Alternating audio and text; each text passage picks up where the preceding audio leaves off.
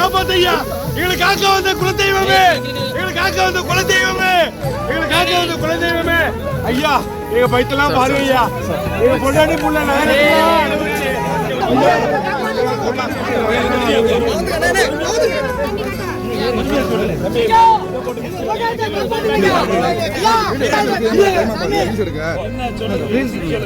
தண்ணி இல்லாம இல்லையா, இதெல்லாம் மோட்டர் வச்சு மோட்டர் வச்சு அடைச்சி ஆற்றுல மோட்டர் கை அடைச்சி கொண்டு போய் தண்ணி வந்துருக்கீங்க, தண்ணி நிப்பாட்டாங்க.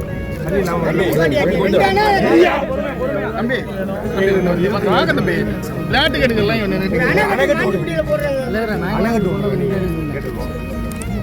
வாயால சொன்னீங்களா நல்ல வழியில் மேட்டூர் அடைச்சி திரும்ப வாட்டி அண்ணன் திறந்துருக்காங்க. திரும்ப திறந்தாதான் விவசாயி வாழணும்னா விவசாயி ஆளணும், விவசாயி வாழணும்னா விவசாயி ஆளணும்.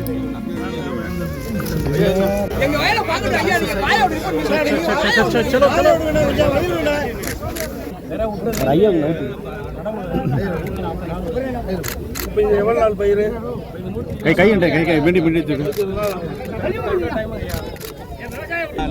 இவ்வளவு கஷ்டப்பட்டு விவசாயிகள் கடனை உடனே வாங்கி நடவு செய்து பார்த்தீங்கன்னா இந்த பயிரெல்லாம்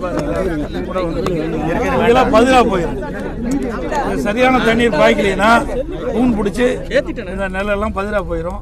அதனால் புடையில் இருக்குது, எல்லாம் புடையில் இருக்குது. இதெல்லாம் வெளியில் வர காலகட்டத்தில் தண்ணீர் விவசாயிகளுக்கு இந்த நெற்பயிருக்கு பாய்ச்சிங்கன்னா இந்த பயிர்களெல்லாம் காஞ்சி சேதமடைஞ்சிடும், விவசாயிகள் பெரும் நஷ்டத்துக்கு ஆளாகிடுவாங்க.